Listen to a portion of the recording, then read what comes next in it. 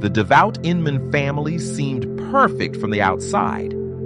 Every Sunday, they attended church together, but none of their close circle could have imagined what was really happening behind closed doors in this respectable household. William and Sandra Inman met at church in 1983. He was 18 and she was just 16. With their parents' blessing, the young couple got married and settled in the small town of Logan in Hocking County, Ohio. Bill Inman considered himself a pious man. He worked as a construction worker and played musical instruments at the Faith Tabernacle Evangelical Church near Nelsonville, Ohio. Sandra was a homemaker. A year later, in 1984, the Inmans welcomed their son, William Jr. To avoid confusion, the family called the father Bill and the son Will. Years passed and Will grew up. In 2001, at 17, he met a girl named Summer Cook at church. She was only 15. Their story mirrored that of his parents. Will and Summer dated for 3 years, and when she turned 18 in 2004, they got married. The newlyweds moved in with Will's parents in their spacious home in Logan, Ohio. That same year, 39-year-old Bill Inman declared himself a religious leader.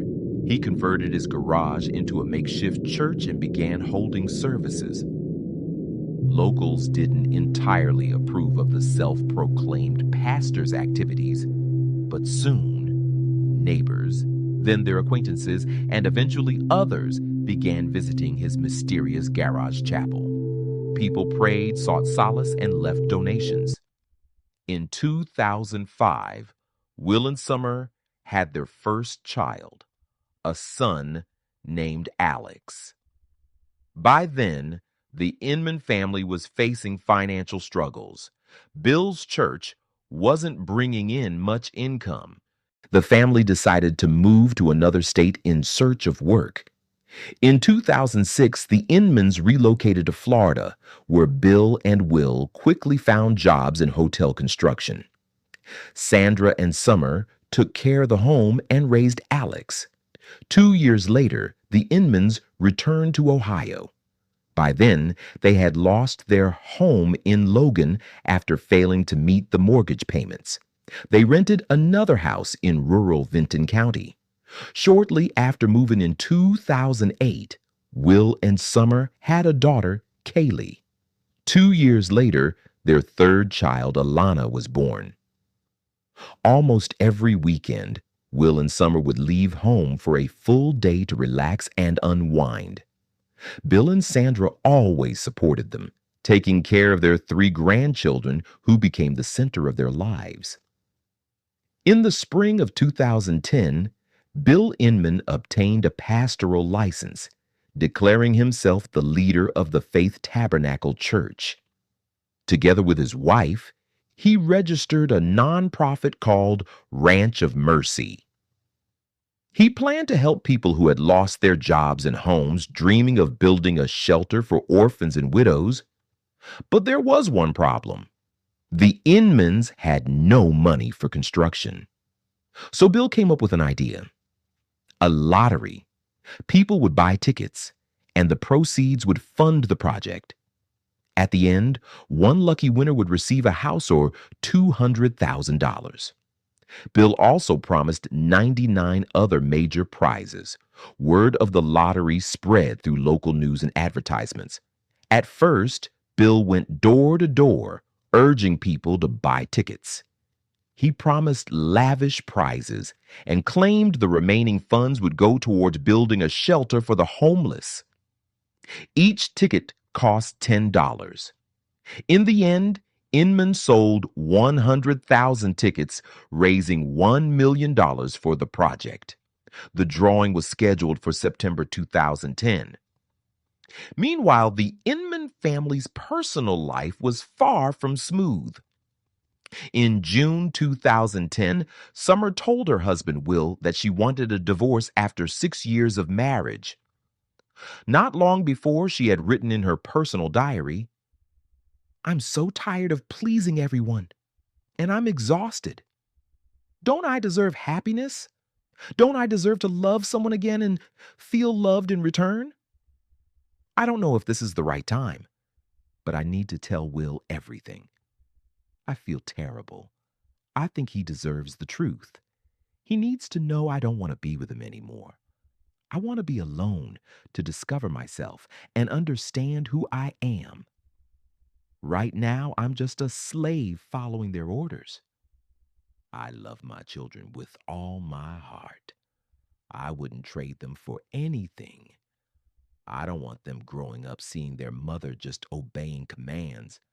I don't know how Will react. Maybe he'll get angry, try to take the kids and run. Or maybe he'll threaten me, hurt me, or worse. I think the children should spend equal time with both of us. I know Will's parents will turn against me and try to force me to stay, but I know it won't change anything. Last night, Will asked me what I wanted, and I didn't know. I only know what I don't want. I don't want to be unhappy and trapped, but I couldn't tell him that. So I just sat there in silence. Every day, all I want to do is cry and sleep, nothing else. I don't know how to get out of this without everything falling apart. I hope by my next entry, I'll have figured it out. Summer filed for divorce and moved out of the Inman home, taking her son and two daughters with her along with her personal belongings. They settled in with her parents. She didn't want to cut the children off from their father and allowed them to visit him and their grandparents. 2 months after leaving Will, in August 2010, Summer began dating a man named Adam Peters. She also took a job as a cleaner at a bank in downtown Logan. Since she had no formal education, it was the only work she could find. September arrived, and the highly anticipated lottery drawing for the house promised by the Ranch of Mercy nonprofit was supposed to take place. But by then, construction on the prize home hadn't even begun. September and October passed with no progress. The drawing never happened, and no explanations were given. The organization didn't rush to refund people's money. On December 1st, 2010, the Inmans were told to vacate their rented home due to unpaid rent. When Summer found out, she went to the house with Adam to collect the rest of her belongings, but Will and his parents refused to let them in. Summer called the police, reporting that her estranged husband was threatening her and preventing her from taking her things. When officers arrived, Will and his parents still barred entry. Will threatened to shoot Adam and then got into a physical altercation with a policeman. Summer filed a formal complaint against him, revealing that while their relationship had been perfect before marriage, Will had changed drastically afterward. He controlled her every move, dictating when she could eat, sleep, or even leave the house. He hid her phone and keys, effectively imprisoning her. Summer admitted that Will had wanted her to bear him 12 children. He fantasized about taking a second wife and frequented polygamy websites where he posted explicit photos of himself. He had threatened to kill her if she ever divorced him. He'd even taken her cats away, claiming they jumped out the window and ran off, then laughed, saying she'd never see them again. Will defended himself, claiming he confiscated Summer's phone and keys because he suspected her of cheating. As for the cats, he said they were destructive and had been taken to a shelter. Will Inman was issued a restraining order and prohibited from approaching Summer. He also received a fine and probation. Meanwhile, a bitter custody battle erupted between the families. The Inmans filed a police report alleging that Adam Peters was dangerous and could harm Alex, Kaylee, and Alana. Then, tragedy struck. On the night of March 22nd, 2011, 25-year-old Summer Inman was finishing her shift at the bank. After closing, she cleaned the employees' workstations and stepped outside to take out the trash. It was nearly 11 p.m. when she texted Adam, who was supposed to meet her after work. But Adam never saw her again. Adam headed to the bank where Summer worked. He searched the area and found her belongings in an alley near a dumpster: her phone, keys, and a still playing MP3 player with headphones. A little further away, he spotted her jacket in the grass. Adam immediately called Summer's parents and told them about the discovery, urging them to call the police. Her parents first called the bank, thinking Summer might have stayed late to clean and simply misplaced her things. But security confirmed she wasn't there. Frantic, they contacted the Logan Police Department to report their daughter missing, explaining that Summer was punctual and rarely stayed late. Officers arrived at the scene where Summer's belongings were found. 3 witnesses were already there: 2 women on an evening jog and a passerby, who claimed they'd seen Summer's abduction just an hour earlier. According to them, a white Ford Crown Victoria pulled up as Summer took out the trash.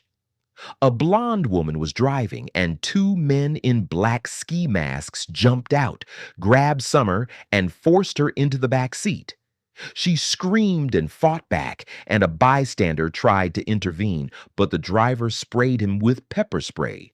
The car sped off. The joggers ran to the nearest police station to report the crime, but officers dismissed them as eccentric and suspected they were making up a wild story. By the time police responded to Summer's parents' call, precious time had been lost. News of 25-year-old Summer Inman's abduction spread rapidly. Hundreds of Logan residents gathered to help search for her. But as days passed, hope faded. Just weeks before her disappearance, Summer had posted a photo on Facebook with Adam, her son, and daughters. A picture-perfect, happy family. Will Inman saw the post, despite being Facebook friends with Adam, which raised eyebrows. It later emerged that Summer had met Adam before. Leaving Will, in spring 2010, Adam, a handyman with no steady job, was hired by the Inmans for odd jobs around their property. He and Summer grew close, though she initially resisted. A diary entry revealed her guilt. "When I looked into his eyes, I felt the devil take hold of me. I ignored God's voice. My mind screamed, 'Run, get out now!' But I stayed. I let him embrace me, then pull me deeper. I regret it.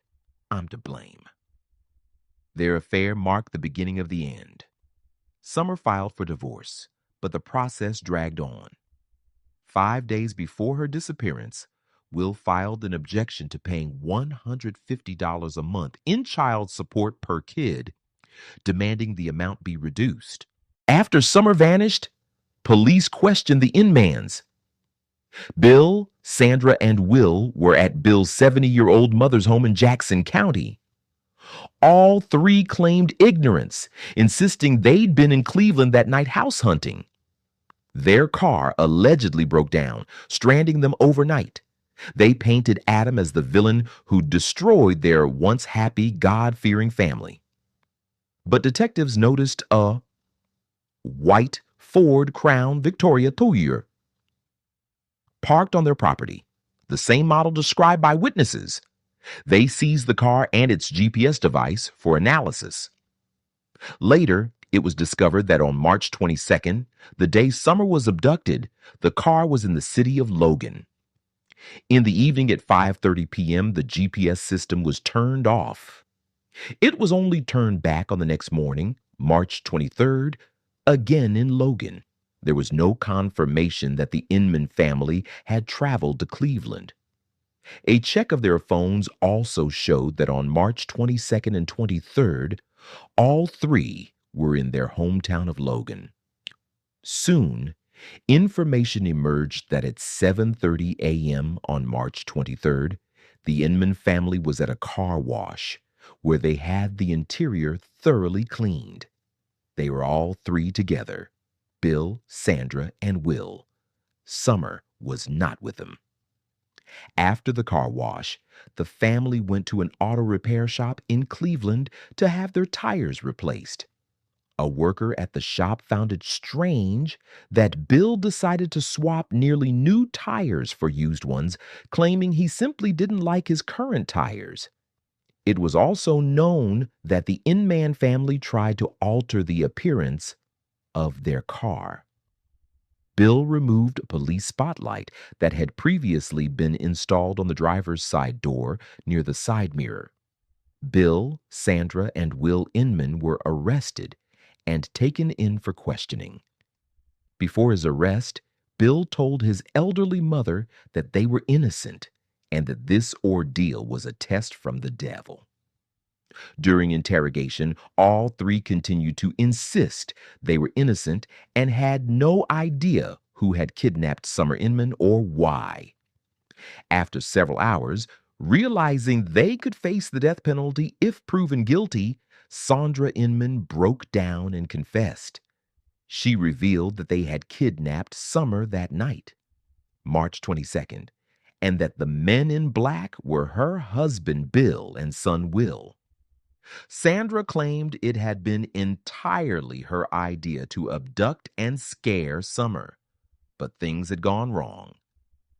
When they forced Summer into the back seat of the car, Will placed plastic zip ties around her neck, arms, and legs. He wanted to frighten his wife into allowing him to see their son and daughters. At some point, Will noticed Summer was losing consciousness. He tried to cut the ties with a knife to free her, shouting, "Oh my God, Mom, where's the knife? I can't find it." All three panicked, searching for the knife, but within moments, Summer stopped breathing and died. Sandra insisted they never intended to kill their daughter-in-law. They only wanted to resolve their custody issues and be able to see their grandchildren on weekends. On March 29, 2011, 7 days after the abduction, Sandra Inman led authorities to where they had hidden the body. Summer was found in a septic tank on the grounds of the Tabernacle of Faith Church, located near Nelsonville, about 30 kilometers from the bank where she worked. Bill Inman had helped build this church. It was also where he and Sandra had gotten married 28 years earlier. The Inman family had attended this church every Sunday for years, with Bill playing musical instruments during services. When police moved the concrete slab, unscrewed 6 bolts from the metal cover, and opened the septic tank, they immediately saw Summer's legs. She had been thrown headfirst into the pit, still wearing the same clothes she had on during her last day at work: a black t-shirt that read, "I don't have anger issues, I have idiot issues." The autopsy confirmed Summer had been strangled, with no other injuries except marks on her neck, arms, and legs from the restraints. Sandra admitted she initially considered dumping the body in a river, but later decided hiding it in the church's septic tank would be safer, as no one would ever look there. She expressed deep shame for her actions. At the trial, 49-year-old Bill Inman and 28-year-old Will Inman pleaded not guilty to Summer's murder. They remained silent during hearings, showed no emotion, and avoided eye contact with Summer's parents. Sandra, 47, was the only one to admit guilt, repeatedly taking full responsibility and insisting the abduction had been her idea to scare her daughter-in-law.